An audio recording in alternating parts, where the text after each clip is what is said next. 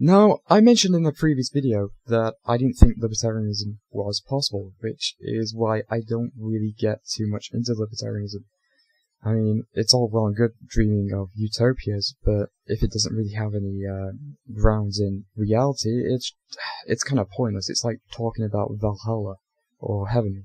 It's like someone saying, well, what do you think of them? Well, yeah, the brochure looks good, but it doesn't fucking exist, does it? Okay, so the first reason I don't think libertarianism is possible is because, simply put, we don't respect property rights. We only tolerate them. And, I mean, look at, I think it's Germany. Germany's constitution, there is the power to retake the means of production. And then was also the London Riots of, I think, 2011, where all the youth and people in general just decided, fuck this, I'm taking what I want, because they thought they could get away with it.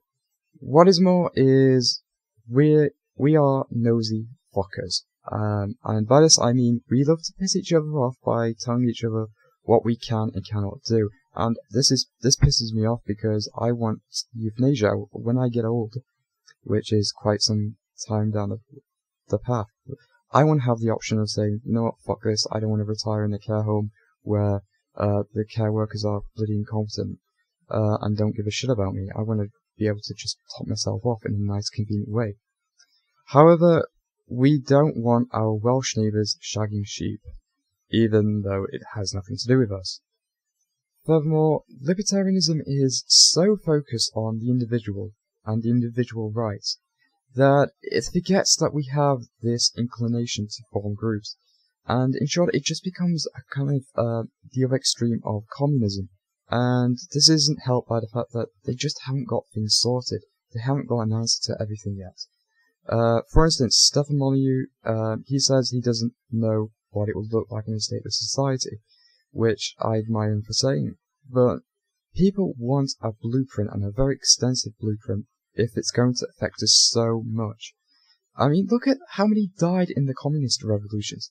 This isn't something you go into lightly, and people don't respect property rights. They don't respect the assholes who keep raising their gas prices and energy prices every year. They don't respect them. And the reason we don't respect them is because competition doesn't always breed competition. By this I mean, and I know they hate hearing about this over and over again, but you will get monopolies.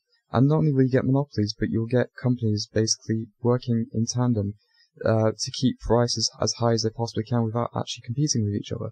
Libertarians also like to have a criticism of the state for the welfare state and the negative causes it has, such as illegitimacy, single-parent mothers, and poverty in general.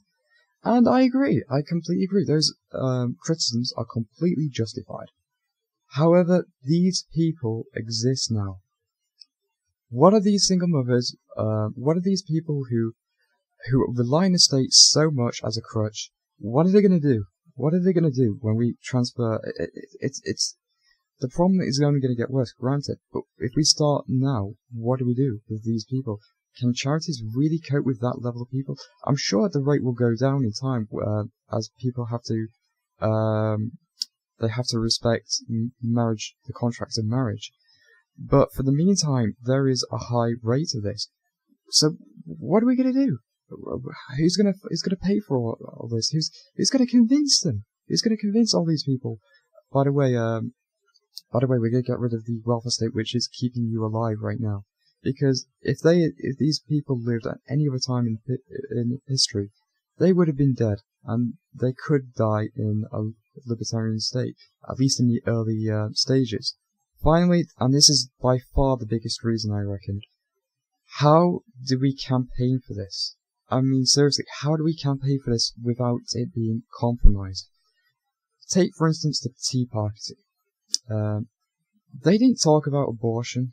They didn't talk about euthanasia. They didn't talk about bringing the end to the war on drugs. They only talked about one thing, and that was taxes. And it was a libertarian-funded movement. It was I guess a coalition of conservatives and libertarians. The bottom line is every campaign is going to come down to basically tax breaks for the wealthy. And people know that in a mixed economy, these tax breaks are just going to benefit the rich. It's not going to solve the problem. So overall, either the whole state has to go, or you are just benefiting crony capitalism. Either you campaign for the state to entirely go, if not a minarchist state, or you're just benefiting these corporations. And I know that libertarians are against corporations, but it's still going to benefit them, or at least the very wealthy. Furthermore, whether you like to admit it or not, no matter how anti-state you are legitimizing the state. When you get married, you are marrying the state. When you pay taxes, you are legitimizing the state. Even when you are protesting, you are legitimizing the state, because you are playing by the state's rules. The state tells you how you can protest and what you can and cannot do. And it just becomes futile. Look how many protested against the Iraq War. What good did it do? Nothing. It just got ignored. That's because democracy has a way of dumbing down the effects of dissent. It is the perfect system for that. And critical theorists knew about this ages ago. Whether you like it or not, that's just how democracy works. You get a lot of people with waving banners, and you just ignore them. I can't tell you how many times I've gone down the street and there's a protest, and I'm like, oh fuck, I don't care, I don't give a shit. It's just some people being angry, I don't care. But we don't care, we're too apathetic, because we see it all the time, and it doesn't do any good. So, I'm sorry, I don't think it's possible. Good luck, but, the only way I can see it happening is if, you have, say, an island, or, I think it was like an oil platform or something, that was being converted into islands, libertarian islands in international water. Okay, yeah, that could work, but, it's not going to work at large scales, and it's just not going to happen. People want, they want a scapegoat. They want someone to blame, when the economy's bad. They want a cheerleader as well. They want someone to say, everything's going to be okay, I'm going to solve the problem, even if it is a futile experience. So, thanks for listening. Sorry, don't think it's going to happen. Good luck.